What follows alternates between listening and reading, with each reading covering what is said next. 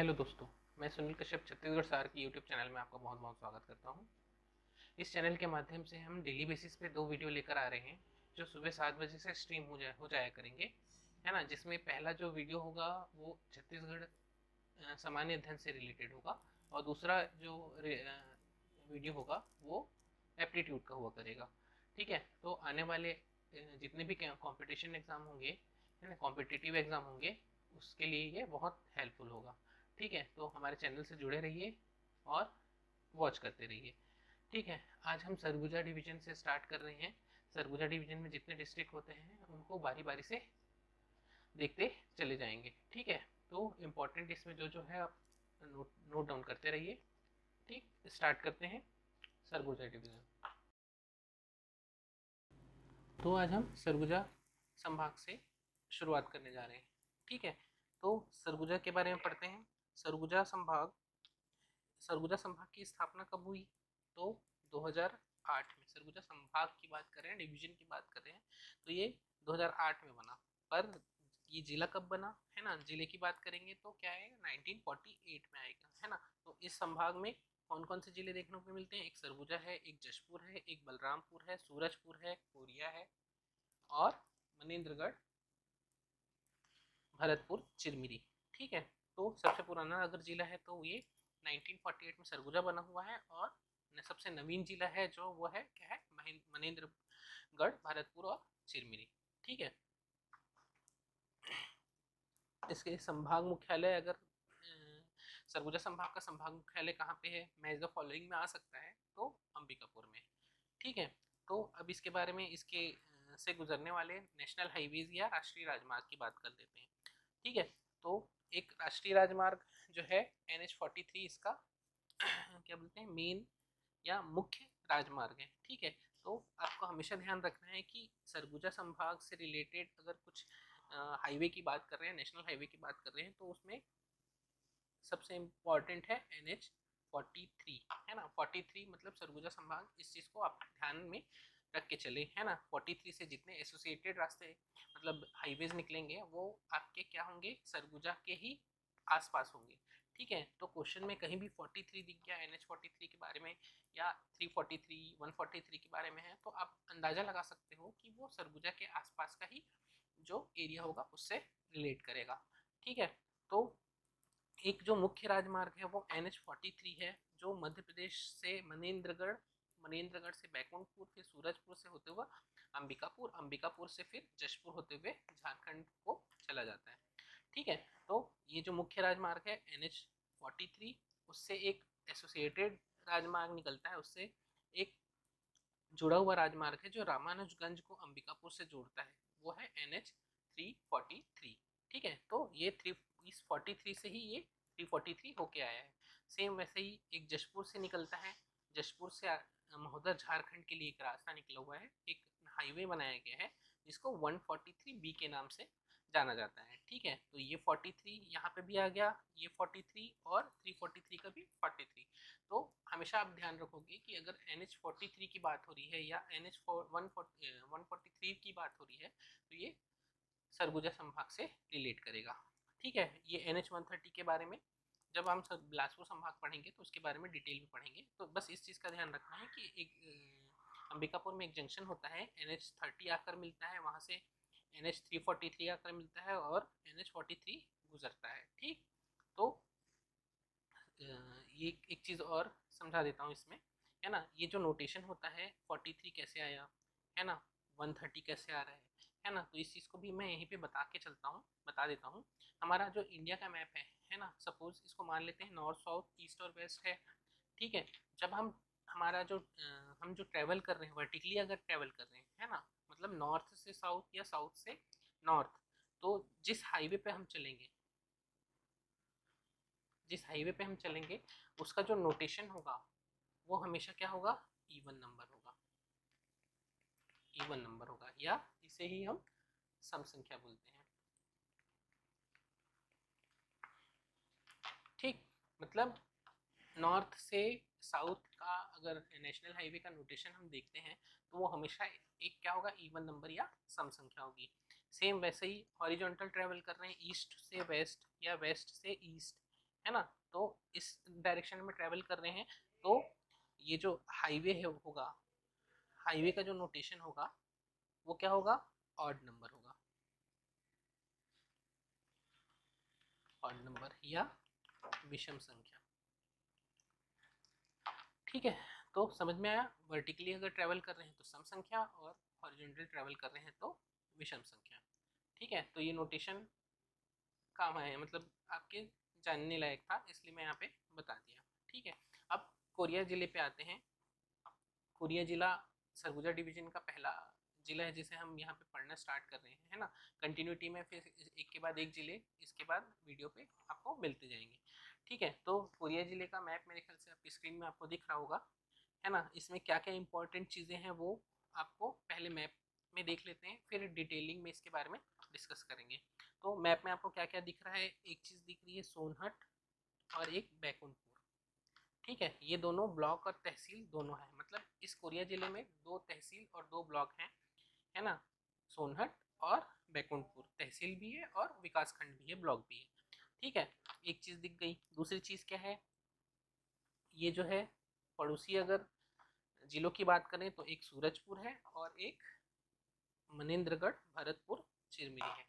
ठीक है, तो पड़ोसी जिले हो गए कौन कौन से, सूरजपुर और मनेंद्रगढ़, भरतपुर, चिरमिरी। और उत्तर की ओर मध्य प्रदेश से ये क्या अपनी एक बाउंड्री बनाता है।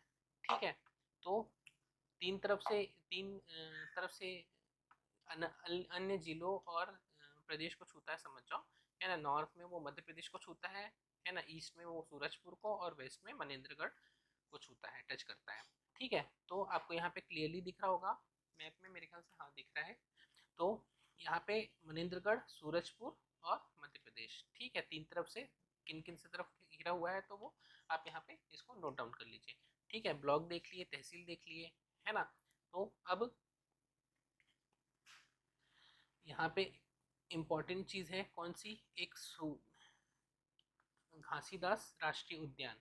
घासीदास राष्ट्रीय उद्यान, है ना, इसकी स्थापना कब हुई है तो 1981 में हुई है। 1981 में इसकी स्थापना हुई है, इम्पोर्टेंट है, याद होना चाहिए। और इसका क्षेत्रफल जो है वो है 1440.7 किलोमीटर स्क्वायर, है ना, वर्ग किलोमीटर, 1440.70 वर्ग किलोमीटर अगर इसके क्षेत्रफल की बात करें तो, है ना। तो प्रदेश का सबसे बड़ा है और इसका विस्तार और इस तरफ और है ना। तो उसको डिटेल में और जिलों में पढ़ेंगे, पर जो मुख्य भाग है इस राष्ट्रीय उद्यान का वो आपका कोरिया जिले में आता है, इसलिए इसको कंसिडर किया जाता है एज कोरिया में है। ठीक है, तो और यहाँ पे क्या दिख रहा है आपको, एक चिपचिपी मंदिर का, चिपचिपी देवी का मंदिर दिख रहा है ना। बैकुंठपुर के पास एक चिपचिपी देवी का मंदिर है ना। तो ये एग्जाम में आपसे पूछ सकता है कि चिपचिपी देवी का मंदिर कहाँ है, तो वो कोरिया जिले में है। ठीक है, आगे बढ़ते हैं, इसके बारे में कुछ महत्वपूर्ण जानकारियां हैं वो देख लेते हैं, है ना। तो ये क्या हुआ, जिला गठन कब हुआ है, 1998 में हुआ है। इसका जो जिला मुख्यालय है वो बैकुंठपुर में है। मातृ जिला किससे कटकर बना है, किससे अलग होकर बना है, तो वो है क्या, मदर डिस्ट्रिक्ट की बात करें तो वो क्या है, सरगुजा। ठीक है, तो सीमावर्ती जिले में आ जाते हैं, देख चुके हैं मैप में हम लोग, मनेंद्रगढ़, चिरमिरी और भरतपुर एक तरफ, मतलब वेस्ट साइड पे, और ईस्ट साइड पे है क्या, सूरजपुर। ठीक है, तो ये दोनों देख चुके हैं। तहसील और बैकुंठपुर और सोनहट दोनों बता चुका हूँ। ठीक, और नगर पालिका परिषद यहाँ पे 2 हैं, कौन कौन से हैं तो चर्चा और बैकुंठपुर। ठीक, चर्चा और बैकुंठपुर।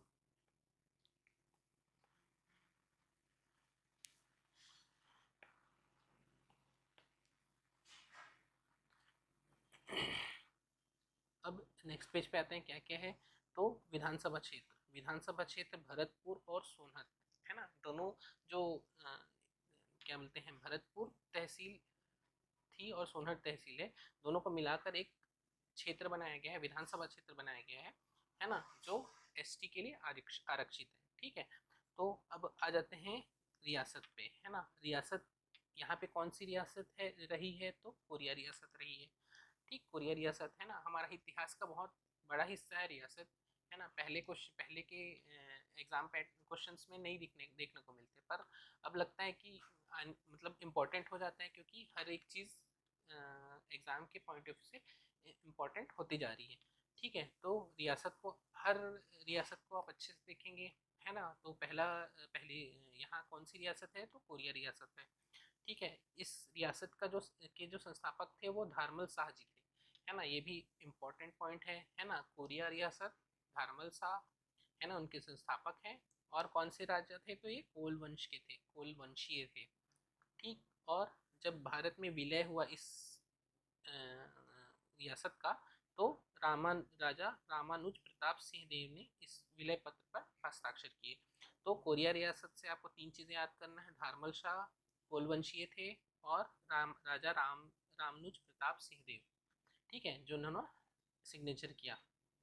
अब राष्ट्रीय राजमार्ग के बारे में हम पहले ही पढ़ चुके हैं, है ना। जनजाति कौन कौन सी पाई जाती है, तो कोल और भील, है ना। अब आते हैं भूगर्भिक शैल क्रम। ठीक है, तो यहाँ पे क्या मिलता है, तो गोंडवाना शैल मिलते हैं। गोंडवाना शैल मिलते हैं मतलब आप जहाँ गोंडवाना मिलता है, गोंडवाना शैल क्रम मिलता है, वहाँ क्या मिलेगा, कोयला मिलेगा, कोल्स मिलेंगे। ठीक है, तो गोंडवाना मिल रहा है मतलब कोयला मिल रहा है, और कोयला मिल रहा है मतलब इसके खनिज क्षेत्र होंगे। उसमें जो कौन सा खनिज मिलेगा, तो कौन सा खनिज मिलेगा, तो वो है चर्चा और झिलमिली। ठीक है, और सोनहट। सोनहट की कोयले की खासियत क्या है, ये अर्ध कुकिंग कोयला होता है ना, सेमी को कोल होता है। ठीक। तो चर्चा, झिलमिली और सोनहट, ये तीनों को इन तीनों नाम को आप याद रखेंगे, है ना। तो कोरिया क्षेत्र में कोयला क्षेत्र कौन कौन से हैं, चर्चा, झिलमिली, सोनहट। ठीक, आगे बढ़ते हैं। अब आ जाते हैं महत्वपूर्ण स्थल है ना, इम्पोर्टेंट प्लेस है। तो पहला है गुरु घासीदास राष्ट्रीय उद्यान, देख चुके हैं मैप में, है ना। स्थापना कब हुई, तो 1981 में। इसका नाम पहले पूर्व नाम क्या था, तो संजय गांधी राष्ट्रीय उद्यान था। पर छत्तीसगढ़ जब बना तो इसका नाम बदल कर क्या रख दिए हैं, तो गुरु घासीदास राष्ट्रीय उद्यान। ठीक है, तो इसका क्षेत्रफल पहले ही देख चुके हैं, 1440.70 किलोमीटर स्क्वायर। उसके बाद इसका विस्तार मैंने बताया ना, मनेन्द्रगढ़, भरतपुर, चिरमिरी में भी है, कोरिया में भी है, सूरजपुर में भी है। तो इसको भी ध्यान रखेंगे कि इसका विस्तार कहाँ कहाँ पे है। और यहाँ पे नीलकंठ और च्यूल जलप्रपात है। ठीक है, वाटरफॉल है नीलकंठ और च्यूल, है ना। तो नीलकंठ और च्यूल जलप्रपात के बारे में पूछेगा तो हो सकता है ऑप्शन में आपका गुरु घासीदास राष्ट्रीय उद्यान हो या कोरिया जिला हो। तो नीलकंठ और च्यूल को भी ध्यान रखेंगे।